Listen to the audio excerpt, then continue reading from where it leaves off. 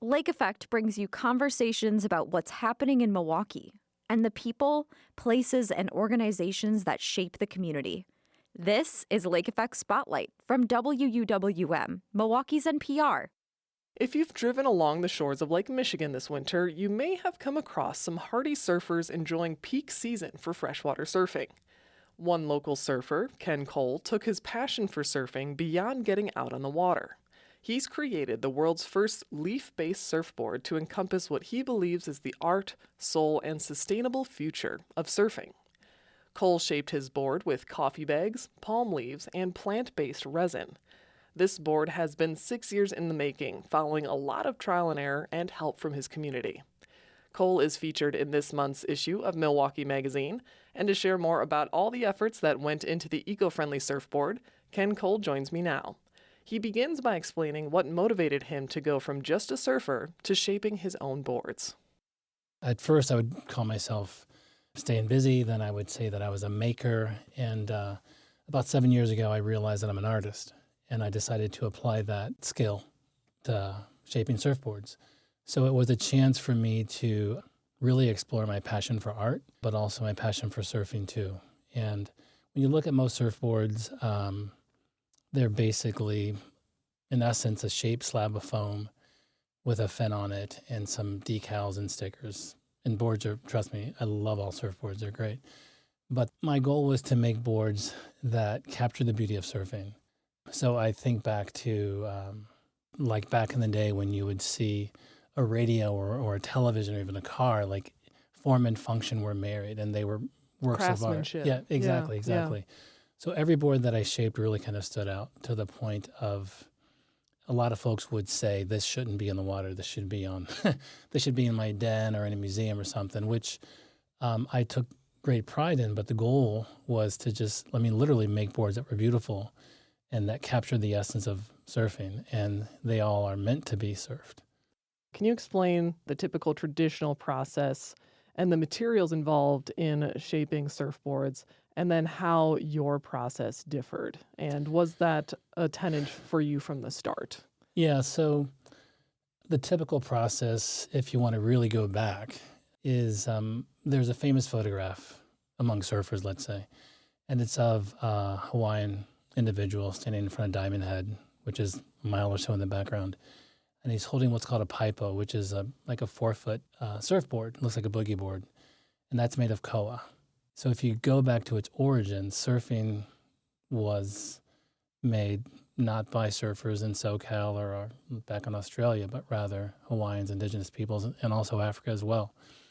And it was made from natural materials. So the way I look at it is that paipo, that mini surfboard, is somewhere in Hawaii now. It's gone full circle.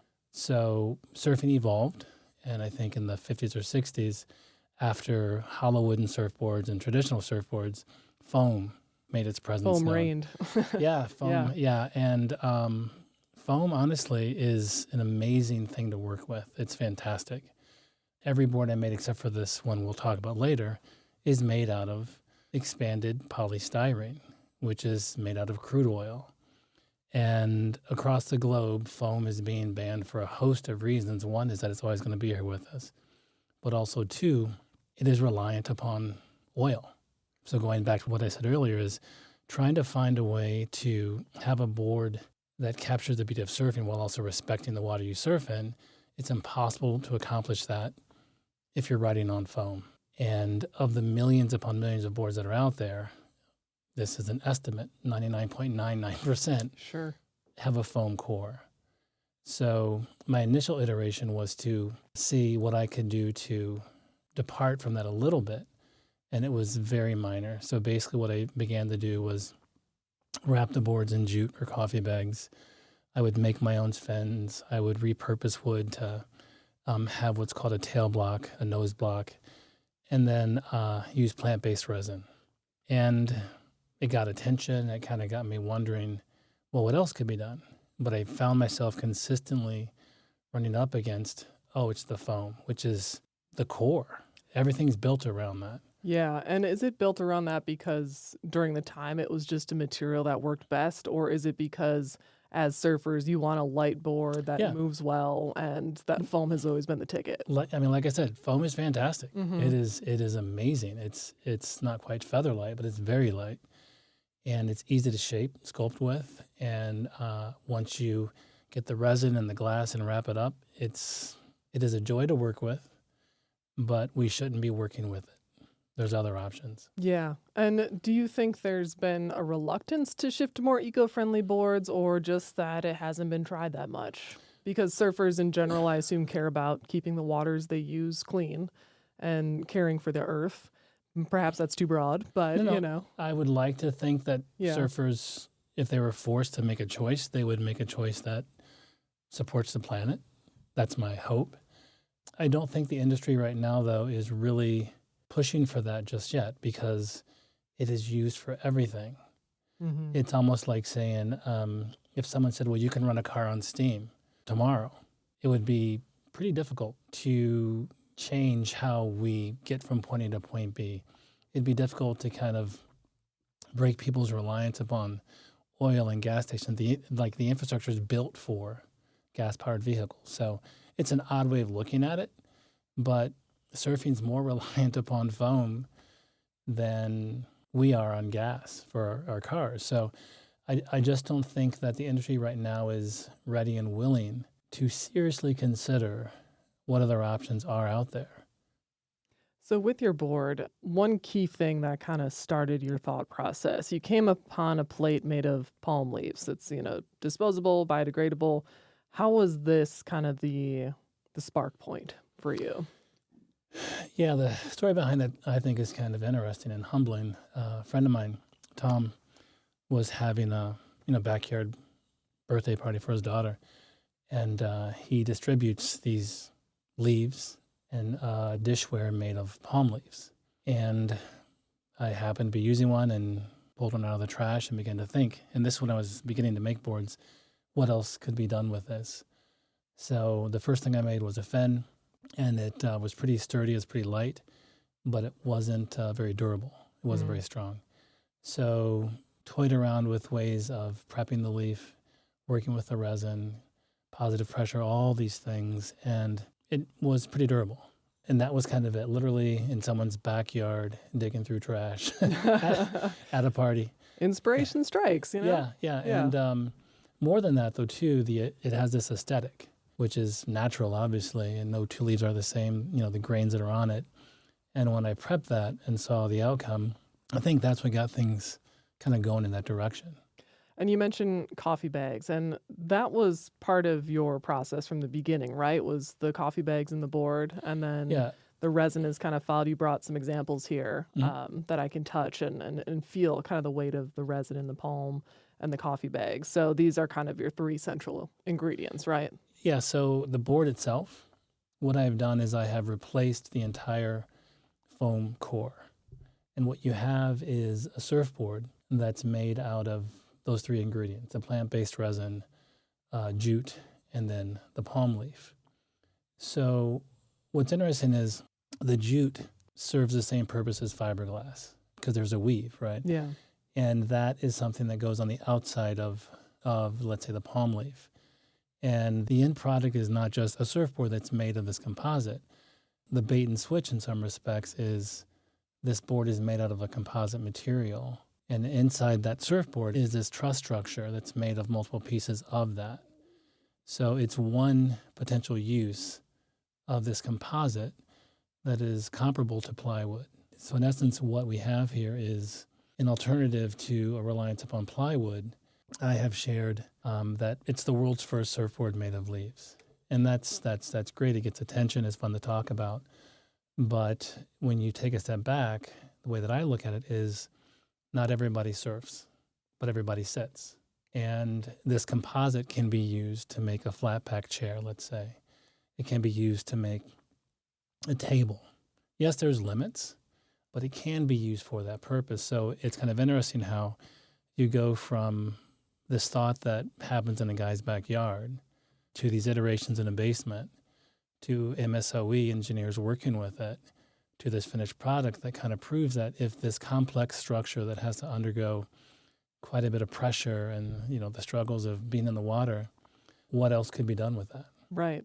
I'm going to take a moment just to reintroduce you for our listeners. Sure. This is Lake Effect. I'm Audrey Nowakowski speaking with Ken Cole. He's made a surfboard for surfing on Lake Michigan out of eco-friendly materials. And Ken, you were just talking about all the steps from backyard trash inspiration to, your first prototype and iteration. I want to get into a little bit more about how you got there and the community members that helped you. So how did other engineers and surfers and people at MSOE help you to fine-tune this process and these materials? Yeah, it's I've been very fortunate, and it seems like much of it's related to surfing too. So years ago, literally 6 years ago, a bunch of us were going up to Door County to surf, and I was riding with a professor. I didn't know he was a professor at the time. I just know him as Mike Severe from MSOE, and we started just talking, and he shared a lot about his history working at SpaceX and his work now at MSOE.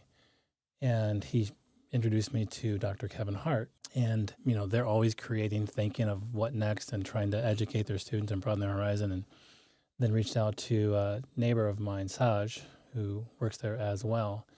And just a confluence of great ideas and people being open-minded, we had a chance to meet with several folks there, and they offered up their services to meet with this guy. This hobby maker. This guy who had an idea. Yeah. And what was interesting, though, was it wasn't until I had that meeting with them that I kind of thought that this is not just some wacky thing, because I look at the work that they're doing, the number of students that they're, teaching and educating, and just the success of their graduates. So I know that they're not going to take a lot of time out for something that's just some fly-by-night or some silly thing. And I think, too, that they saw the passion behind it. So over a lot of back and forth, we made some iterations. We tested it in their lab, looking at the best way to composite while also minimizing waste. And, to their credit, they helped me refine that process. And they even gave me some news at the outset as far as the surfboard goes that was kind of disheartening, where they said, well, if you want to make this, it's going to end up weighing 100 pounds. Sure. Which doesn't help you. Doesn't in the water. help. Yeah. I mean, it would float, but who wants to carry a 100-pound board down to the beach, right? So what I learned, though, I'm not an engineer, but what I learned was that feedback was inspirational to kind of say, well, what else could be done? It eventually compelled me to look at another way, another truss structure that was actually brought forward by a colleague of mine, Ted, who helped me finish the board. And we ended up with one that is much more mobile, a heck of a lot lighter. And as you may have seen, it actually works. Yeah, and with this board and testing it out, you're on prototype 1. What next steps are exciting for you? Like, what are you continuously thinking about, working on? I'm sure your brain is running every time you take it out to see like, oh, this was good today and maybe this could change. Yeah, and what's interesting is that's a question I get often. Yeah. And I can see why people ask it, because the natural reaction is for someone to say, well, what happens next? The other one that I've heard is, how do you make money at it? And, my full-time gig is not doing this. This is my hobby. This is my stamp collecting. This is my, we all have those, and this happens to be mine. I have a family and a job that means a lot to me, and I have to keep that focus. But I sometimes look at it as, I definitely want to make sure that this is presented to the world in a way that acknowledges the limitations of it, but at least sparks an interest in what else can be done. As I've shared with others, yes, I'm an artist and I'm a psychologist as well, but if I'm able to come up with something that you could compare to plywood and all the uses that are there without having to contribute to deforestation, if I'm able to come up with a surfboard or a chair that I could sit in, or a box that I can stand on in my basement with the help of a handful of people, what happens if people who have a heck of a lot more resources and time than I do and a lot more training really explore other uses for palm leaves that are on the side of a freeway or in their backyard, or jute that gets tossed out at every, coffee shop when they're done roasting, right? I think there's a lot of potential there. So my main hope is that this inspires people to look at what else could be done. I don't think you have to look far to recognize that the realities of climate change are unflinching and they're devastating. And my belief has been that people are relying on resources that are finite, and we're relying on what's been provided to us as solutions. And we're very, very close to recognizing that we can wait for engineers and scientists to come up with this, but some of them are funded by folks that aren't going to kind of push this kind of innovation, or we can do it ourselves and hope that people catch on. Once you took your first board out and you successfully rode a wave with it, what was that feeling like? What was going through your head? Every wave is different, obviously, but that one I distinctly remember. It's when I watched the footage of it, my ego was like, oh, that looks kind of silly. But in hindsight, I recognize why, because, you're waiting for just the right wave. And I was out there with Ted and then a couple of their friends, and I caught it, dropped in, turned right. And for like a minute, felt like a minute actually, but for like a second, it looked so fluid. And then I threw my arms up and shouted.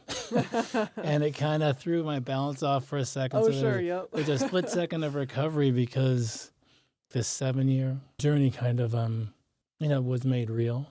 And one thing about being an artist, a creative, is the finished product before you even start.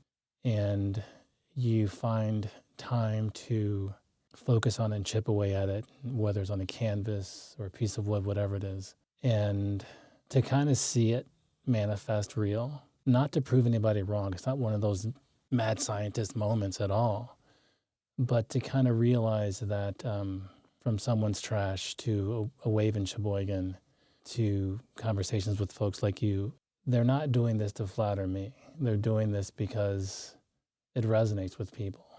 And that first wave was my arms going up in the air, was everything I just shared. Well, Ken, I want to thank you so much for joining me today to share a bit more about this incredible board that you've built. I really appreciate it. Thank you. Glad to be here.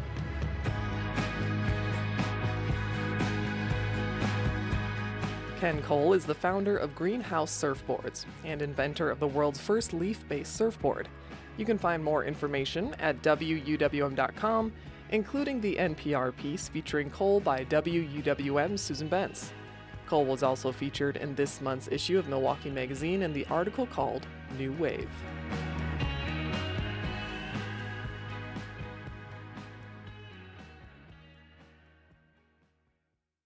You can find more interviews like this one by visiting WUWM.com/Lake Effect. And while you're there, subscribe to the Lake Effect Spotlight podcast.